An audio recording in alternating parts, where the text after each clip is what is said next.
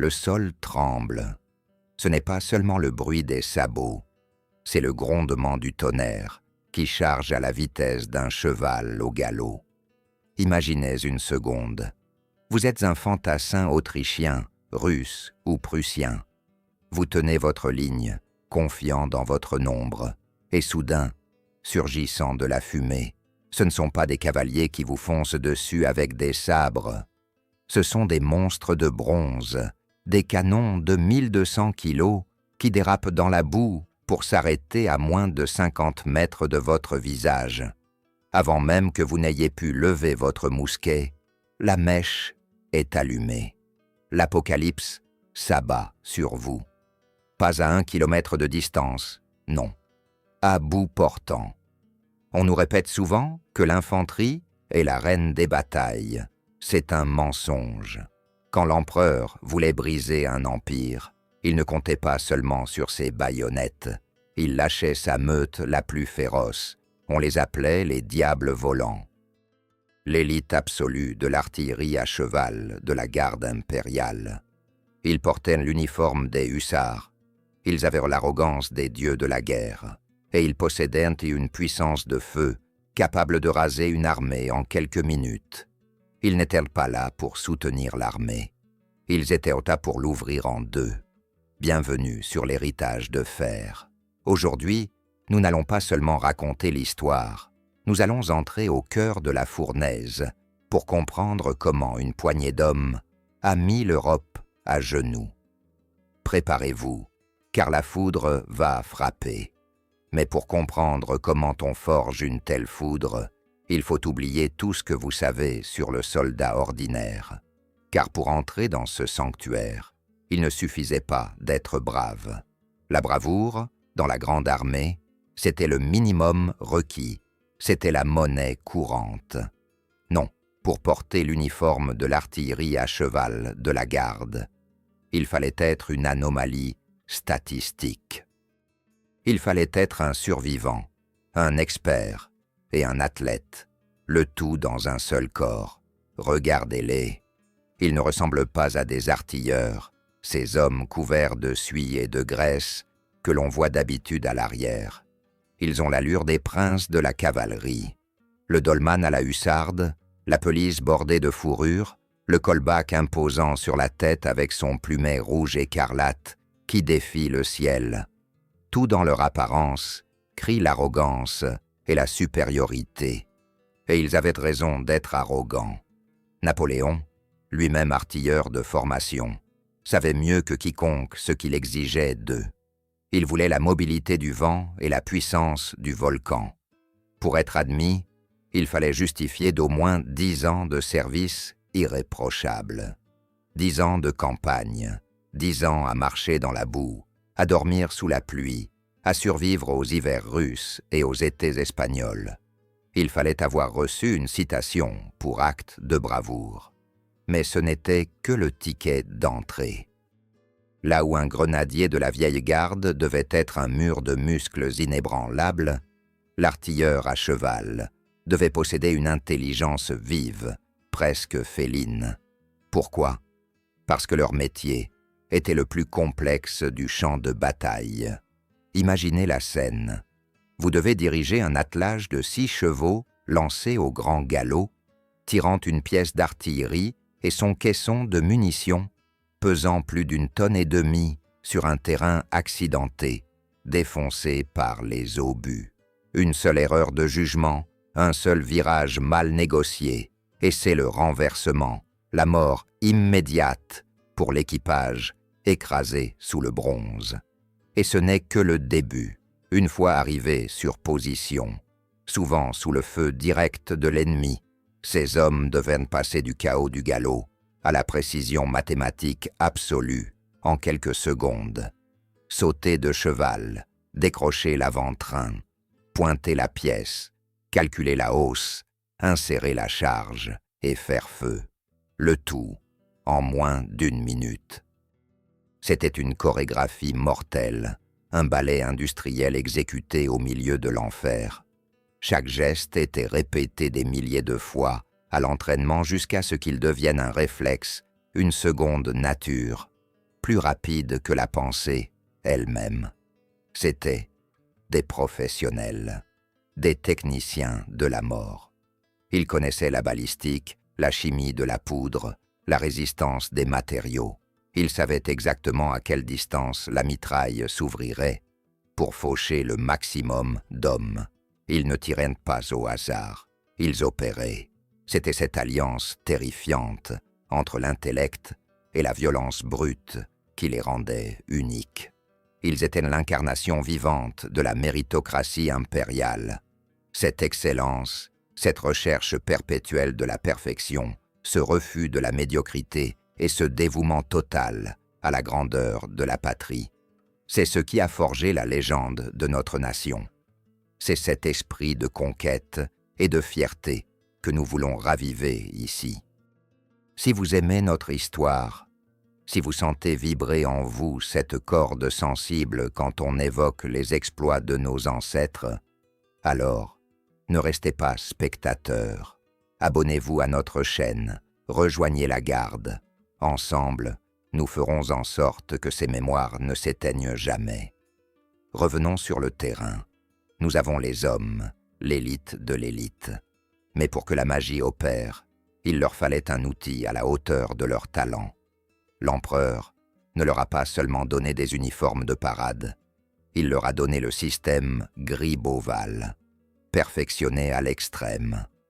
L'artillerie classique de l'époque, celle des Prussiens, des Autrichiens ou des Russes, était une bête lourde, maladroite.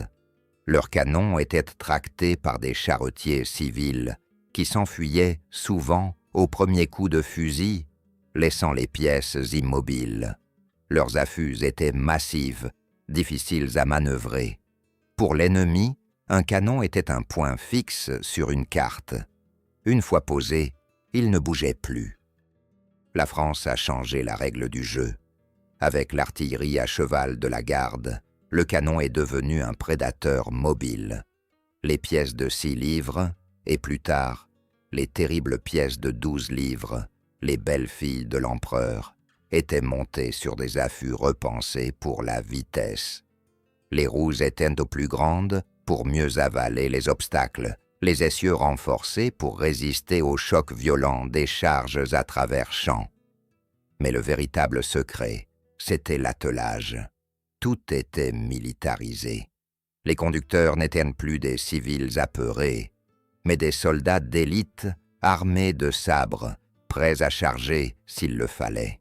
Ils montaient les chevaux en porteurs, guidant l'attelage de l'intérieur, faisant corps avec la machine.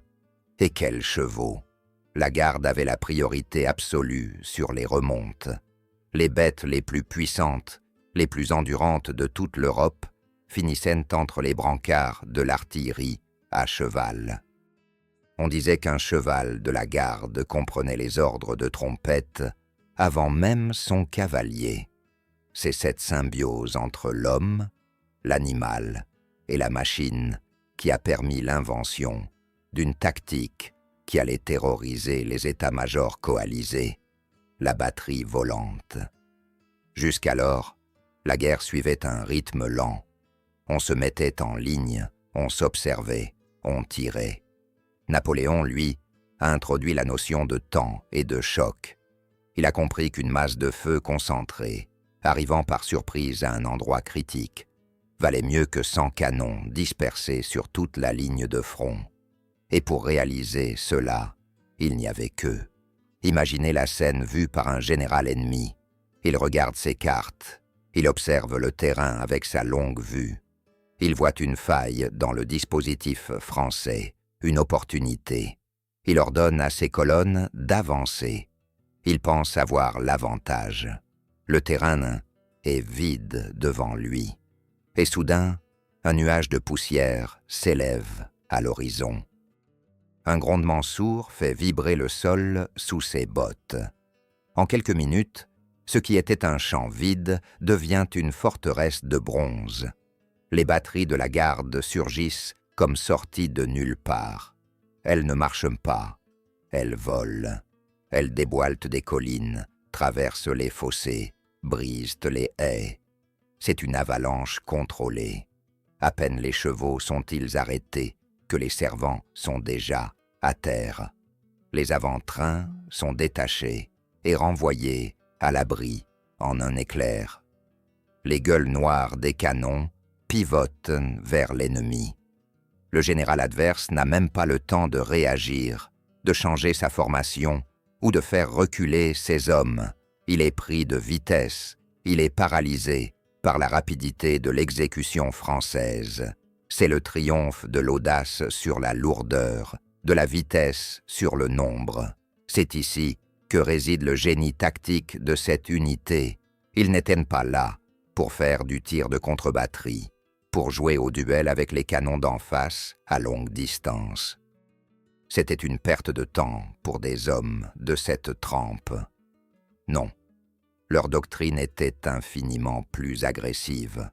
Leur doctrine, c'était le contact. Les officiers de la garde, des hommes comme le légendaire général Drouot, que Napoléon appelait le sage de la grande armée, avaient une philosophie simple. Plus on est prêt, moins on rate. Et surtout, plus on est prêt, plus l'effet moral est dévastateur. Il faut avoir des nerfs d'acier pour appliquer cette doctrine, car s'approcher à portée de mitraille de l'ennemi, cela signifie aussi être à portée de leur fusil. Cela demandait un sang-froid inhumain. Il fallait accepter de voir ses camarades tomber, fauchés par les balles, tout en continuant à charger le canon avec une précision robotique. Il fallait ignorer le sifflement de la mort à ses oreilles pour se concentrer sur la hausse et la dérive. C'est pour cela qu'ils étaient si bien payés, si bien nourris, si respectés. Parce qu'ils acceptaient de jouer leur vie à pile ou face à chaque bataille, non pas dans la fureur aveugle du corps à corps, mais dans la discipline glaciale de la manœuvre sous le feu.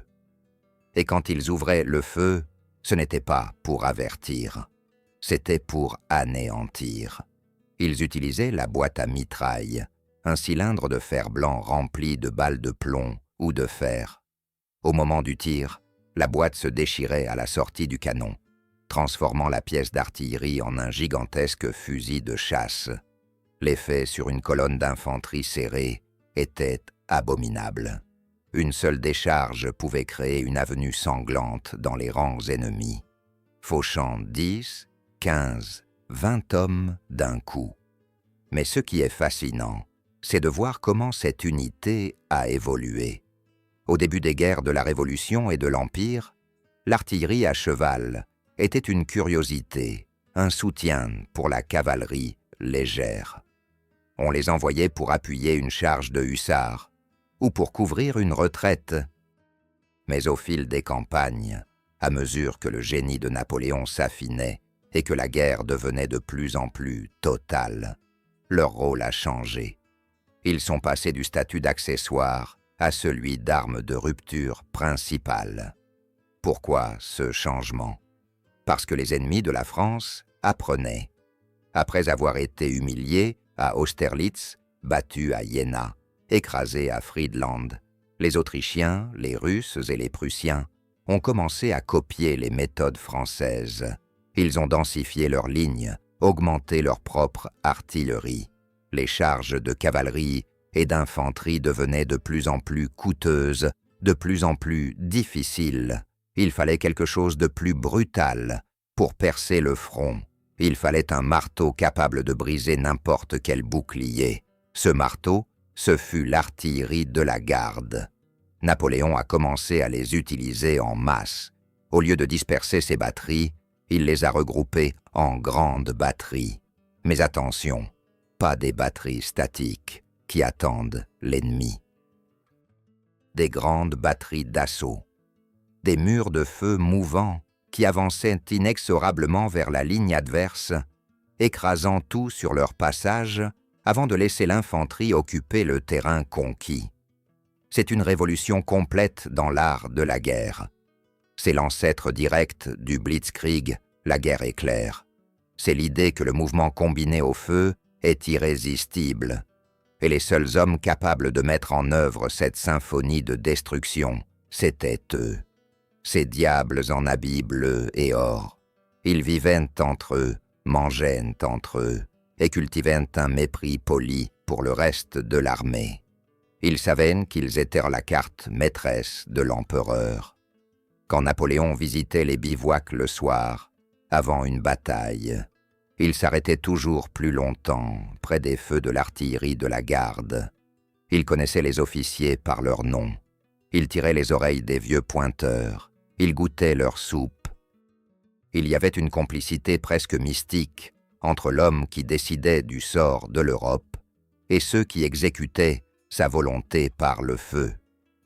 Il savait que le lendemain, il leur demanderait l'impossible. Il leur demanderait de galoper droit vers les lignes ennemies, de s'arrêter là où personne n'oserait aller, et de tenir bon jusqu'à la victoire ou la mort. Et il le faisait, pas seulement pour la solde, pas seulement pour la gloire, mais parce qu'ils étaient l'artillerie à cheval de la garde, et que reculer n'était pas dans leur manuel. Mais trêve de théorie. Pour comprendre ce qu'est réellement l'enfer déchaîné par ces hommes, il faut le voir. Il faut sentir l'odeur de la poudre brûlée et entendre le cri des blessés. Il faut nous transporter là où leur légende a atteint son zénith sanglant. Nous sommes le 6 juillet 1809. La plaine de Wagram, aux portes de Vienne. La chaleur est étouffante, l'air est lourd, saturé de poussière et de fumée. C'est le 2e jour de la bataille, et les choses vont mal, très mal. L'armée autrichienne, menée par l'archiduc Charles, ne se bat plus comme avant. Ils sont tenaces, organisés, agressifs. Sur l'aile gauche française, le maréchal Masséna est en difficulté. Le centre de la ligne française commence à s'effriter dangereusement sous la pression. Si le centre cède, l'armée sera coupée en deux, et c'est la fin, la déroute, l'humiliation. Napoléon observe la scène depuis son cheval blanc. Son visage est impassible, mais son esprit calcule à toute vitesse. Il voit le danger mortel qui se précise. Les colonnes autrichiennes avancent, confiantes, prêtes à porter le coup de grâce. Il n'a plus de réserve d'infanterie disponible immédiatement pour boucher la brèche. La situation semble désespérée. N'importe quel autre général aurait sonné la retraite pour sauver ce qui pouvait l'être. Mais Napoléon ne recule pas. Il appelle le général Lauriston, commandant de l'artillerie de la garde. L'ordre qu'il lui donne est bref, terrible, et va entrer dans l'histoire. Écrasez-moi tout cela. Ce n'est pas une métaphore, c'est un ordre d'extermination.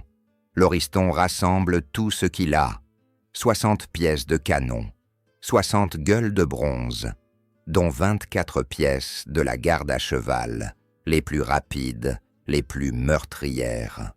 Et là, sous les yeux stupéfaits des deux armées, se produit l'impensable. Au lieu de se positionner en retrait pour couvrir l'infanterie comme le veut le manuel militaire, les canons de la garde s'élancent en avant. Ils dépassent les lignes d'infanterie françaises.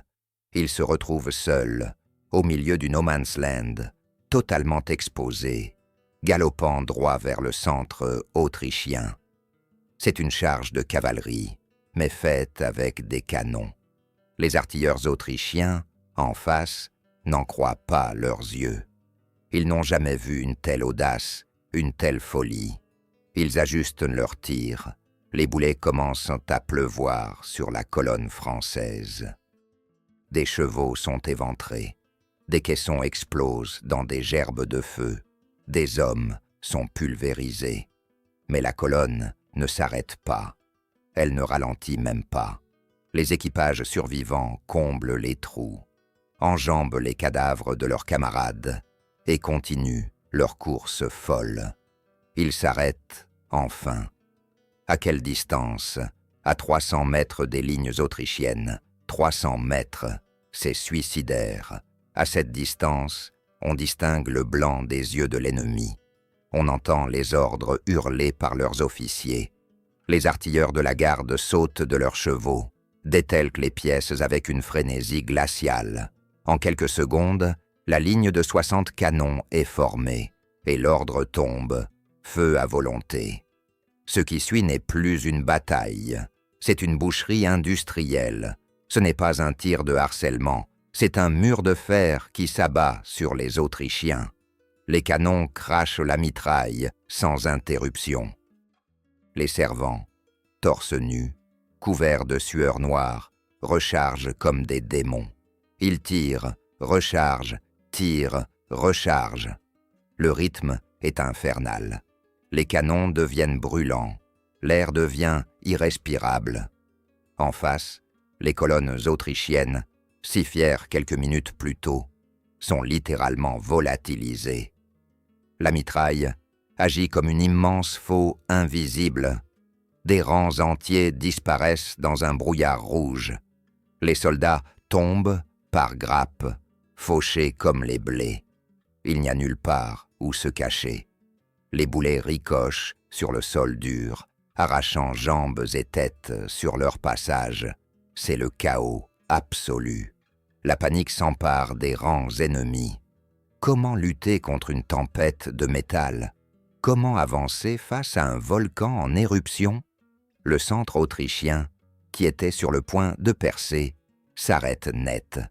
Puis, il vacille, puis il recule, et enfin, il s'effondre.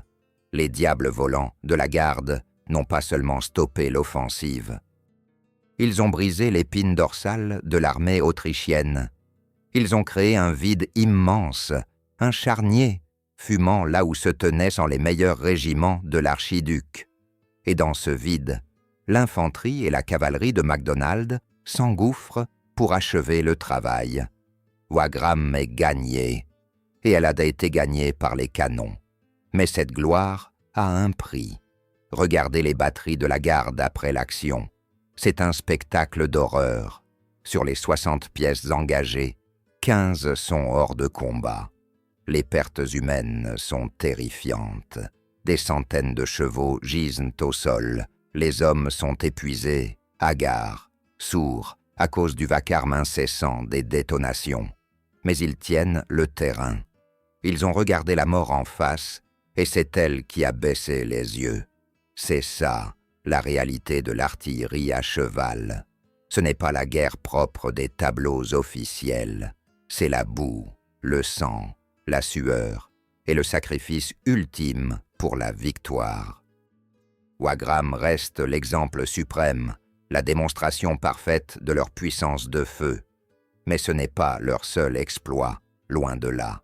4 ans plus tard, 1813, l'Empire vacille. La Grande Armée a laissé ses os dans les neiges de Russie. Napoléon recule. Il se bat à 1 contre 10. L'Europe entière s'est liguée contre lui. C'est le moment de vérité, le moment où les alliances se brisent et où les traîtres se révèlent. Après la défaite de Leipzig, l'armée française tente de rentrer au pays. Elle est blessée, affamée, harcelée de toutes parts. Et sur sa route, à Hanau, une mauvaise surprise l'attend. L'armée bavaroise, les Bavarois, d'anciens alliés, des soldats formés par la France, équipés par la France, qui ont combattu sous les aigles impériales pendant des années. Ils connaissent toutes les tactiques françaises. Ils savent comment l'empereur pense. Et maintenant, ils bloquent la seule route de retraite, bien décidés à livrer Napoléon aux coalisés. Ils sont 43 000, frais, reposés, occupant une position solide dans une forêt dense, pensant que le terrain va neutraliser le génie français. Ils pensaient que la forêt était infranchissable pour l'artillerie. Ils avaient oublié à qui ils avaient affaire. Ils avaient oublié Draa, le général Antoine Draa, un homme pieux, modeste, qui portait toujours son vieil uniforme d'artilleur usé. On disait de lui qu'il lisait sa Bible chaque matin avant de monter à cheval. Mais derrière cette apparence douce se cachait le tacticien d'artillerie le plus redoutable de son temps. À Hanau, Il va donner une leçon magistrale aux traîtres bavarois. Le général bavarois, de Wrede, a commis l'erreur fatale de sous-estimer la vitesse de la garde. Il pense avoir le temps. Il pense que les Français, épuisés par la retraite, n'auront pas la force de lancer une attaque complexe. Draa repère un petit sentier forestier, à peine une piste de bûcheron. Pour n'importe qui d'autre, c'est impraticable. Pour l'artillerie à cheval de la garde, c'est une autoroute. Avec une audace insensée, il lance ses pièces à travers les bois. Les attelages slalomant entre les chênes, les roues bondissent sur les racines, les branches fouettent les visages. C'est une course d'obstacles mortels. Soudain, ils débouchent à la lisière du bois, sur le flanc gauche des Bavarois. La surprise est totale. De Wrede n'en croit pas ses yeux. Comment des canons peuvent-ils sortir de la forêt? Avant qu'il ne puisse réorganiser sa ligne, 50 canons de la garde sont en batterie. Et là, Draa ne fait pas dans la dentelle. Il ordonne le tir à mitraille immédiat sur la cavalerie bavaroise qui se prépare à charger. C'est un massacre. Les escadrons bavarois sont tachés menus avant même d'avoir pu prendre le galop. Les chevaux paniqués se renversent, écrasant leurs cavaliers. La fière cavalerie bavaroise, qui pensait cueillir une armée en déroute, se fait pulvériser par une tempête de fer. Mais ce n'est pas fini. Draa fait avancer ses pièces, encore, toujours plus près. Il pousse l'audace jusqu'à engager un duel d'artillerie avec les batteries bavaroises, pourtant plus nombreuses. Mais la cadence de tir de la garde est tellement supérieure, leur visée tellement précise, qu'ils éteignent le feu ennemi batterie par batterie. Ils font taire les canons bavarois un par un, méthodiquement, impitoyablement. C'est une humiliation. Les Bavarois, qui pensaient tenir la victoire, se font balayer par une poignée de diables volants surgis des bois. La route de la France est rouverte. L'armée peut passer. Napoléon dira plus tard « Je ne peux rien reprocher à l'armée bavaroise, si ce n'est qu'il n'y a qu'un seul Draa, et il est avec moi. » Hanau n'est pas une bataille de conquête, c'est une bataille de survie. Et c'est là que l'on reconnaît l'élite. Quand tout est perdu, quand l'espoir semble avoir déserté le camp, quand les alliés trahissent dès que le sort s'acharne, ils sont là. Ils ne posent pas de questions. Ils ne se plaignent pas de la fatigue ou du froid. Ils attellent, ils chargent et ils font parler la poudre. Ces hommes avaient un code d'honneur qui dépassait la simple obéissance militaire. Ils avaient conscience d'être les gardiens ultimes de l'Empire. Perdre leurs canons était considéré comme une honte pire que la mort. On raconte l'histoire de cet artilleur à cheval lors de la campagne de France en 1814, dont la pièce avait été encerclée par des Cosaques. Ses camarades étaient morts ou blessés. Au lieu de fuir, il s'est assis sur le tube de son canon, sabre au clair, défiant une douzaine de cavaliers ennemis, hurlant qu'il ne prendrait sa belle-fille qu'en passant sur son corps. Il est mort transpercé de lances, mais il n'a pas reculé d'un pouce. C'est cet esprit-là qui rendait cette unité unique. Ce n'était pas seulement de la technologie ou de la tactique, c'était une mystique, la mystique du sacrifice utile, de la violence maîtrisée, au service d'une cause plus grande. Ils savaient qu'ils étaient craints. Ils savaient que leur simple apparition sur le champ de bataille faisait courir un frisson de terreur dans les rangs ennemis.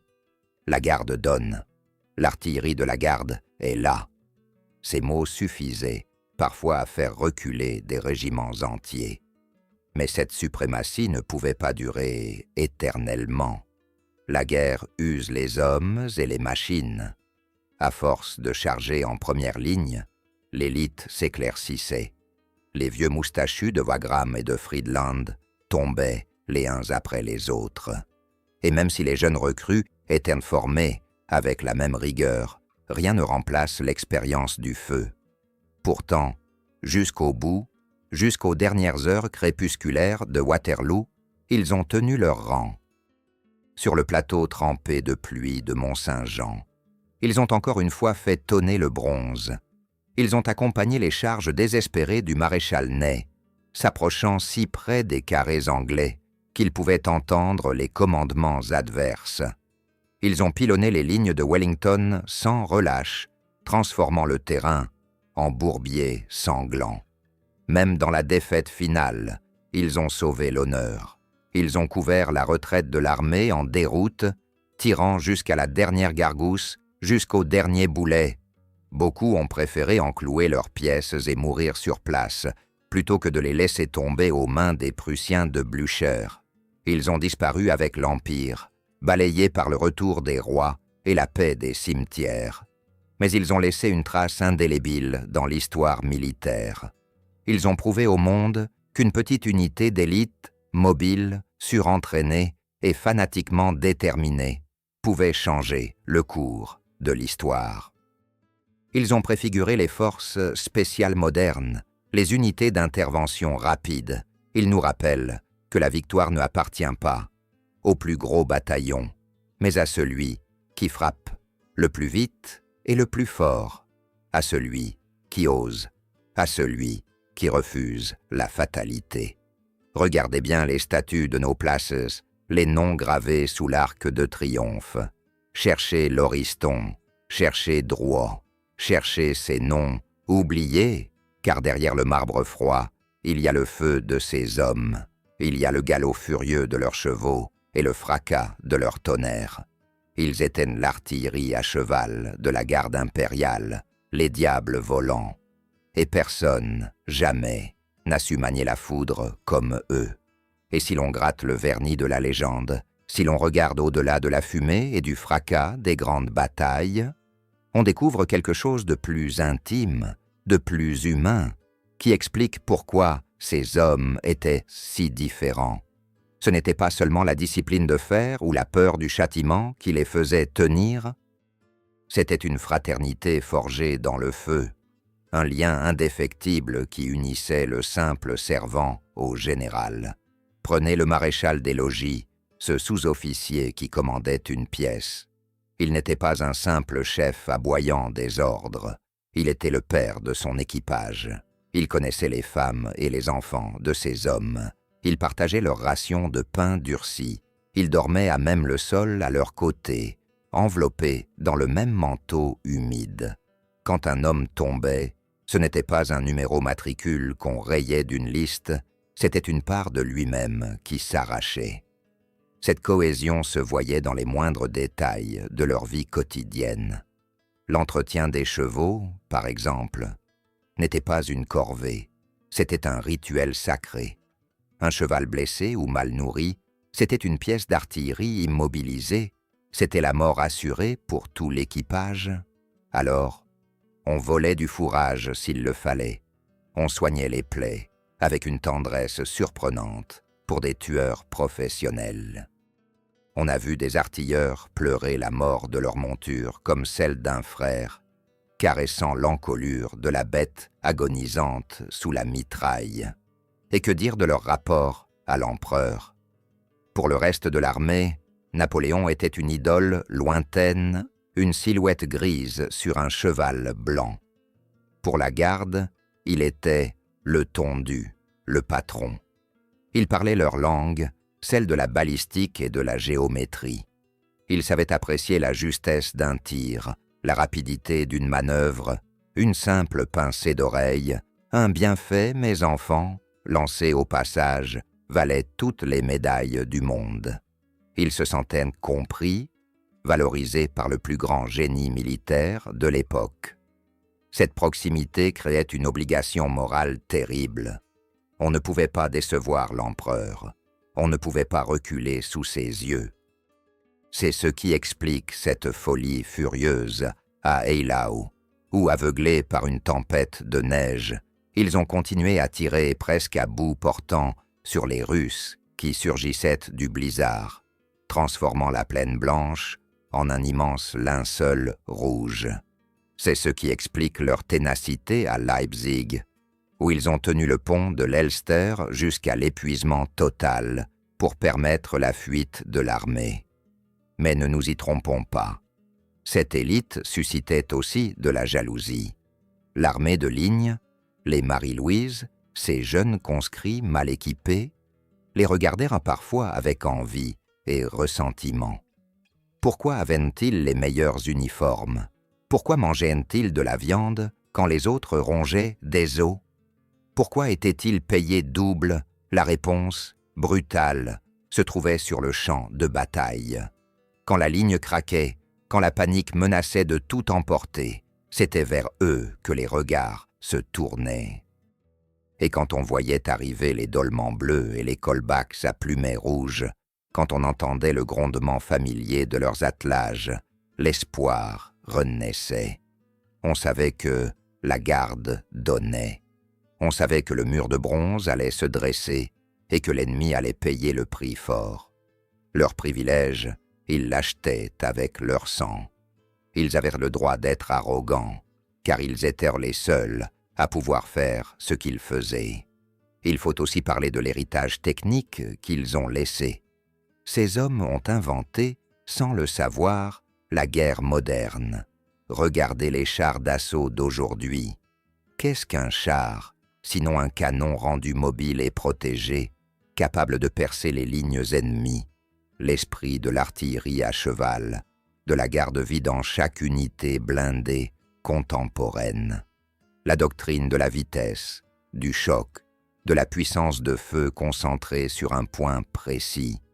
Tout cela vient de Wagram, de Hanau, de ces plaines d'Europe labourées par leurs roues. Ils ont aussi révolutionné la logistique pour maintenir une telle cadence de tir, pour nourrir ces milliers de chevaux et d'hommes en mouvement constant. Il fallait une organisation sans faille derrière. Les caissons de munitions devaient suivre le rythme infernal des canons. Les forges de campagne devaient réparer les essieux brisés en pleine nuit. C'était une machine complexe, une horlogerie de précision qui ne tolérait pas le grain de sable. Et pourtant, malgré toute cette organisation, malgré toute cette science, c'est bien l'humain qui faisait la différence au final. C'est le courage individuel de l'artilleur qui, le bras arraché par un boulet, trouvait encore la force de crier « Vive l'empereur !» avant de s'effondrer. C'est la froide détermination de l'officier qui, voyant sa batterie anéantie, prenait lui-même l'écouvillon pour charger la dernière pièce valide. C'est cette dimension tragique et grandiose qui nous fascine encore aujourd'hui. Ces hommes n'étaient pas des robots. Ils avaient une peur, ils avaient un froid, ils avaient un mal. Mais ils surmontaient tout cela par une volonté de faire. Ils incarnaient une certaine idée de la France, audacieuse, brillante, invincible même dans l'adversité. Imaginez un instant le bruit. Non, pas le bruit de nos films modernes avec leurs basses soignées. Le bruit réel, le claquement sec et violent de la poudre noire qui vous frappe la poitrine comme un coup de poing, le sifflement aigu, presque musical, de la mitraille qui déchire l'air, les hurlements des chevaux, ces sons qui glacent le sang et qu'on n'oublie jamais. Et au milieu de ce vacarme apocalyptique, la voix calme et puissante des officiers, donnant la hausse et la direction. C'était un chaos organisé, une symphonie de l'enfer dirigée par des maestros en uniforme de gala. Leur disparition a marqué la fin d'une époque. Avec la chute de l'Empire, l'artillerie est redevenue, pour un temps, une arme plus statique, plus scientifique, moins chevaleresque. On a oublié la leçon de la vitesse. Il faudra attendre des décennies et d'autres guerres terribles pour que le monde redécouvre la puissance du mouvement combiné au feu. Mais l'âme de ces cavaliers du canon, elle, ne s'est jamais éteinte. Elle dort dans les livres d'histoire, elle vibre dans les musées devant ces tubes de bronze patinés par le temps. Elle résonne encore pour qui sait écouter le vent sur les plateaux de l'Est. Ils nous ont appris que l'impossible n'est qu'une opinion, que l'on peut transporter des montagnes de métal à travers des forêts impénétrables, que l'on peut arrêter une armée entière avec une poignée de canons si l'on a le cœur assez accroché. Ils nous ont appris l'exigence envers soi-même, l'exigence envers son métier, l'exigence envers son pays. C'est peut-être cela, le véritable héritage de fer. Pas seulement les canons, pas seulement les victoires, mais cet état d'esprit. Cette volonté de ne jamais subir, de toujours attaquer, de toujours aller de l'avant, quoi qu'il en coûte. C'est une leçon de vie, autant qu'une leçon de guerre. Alors, la prochaine,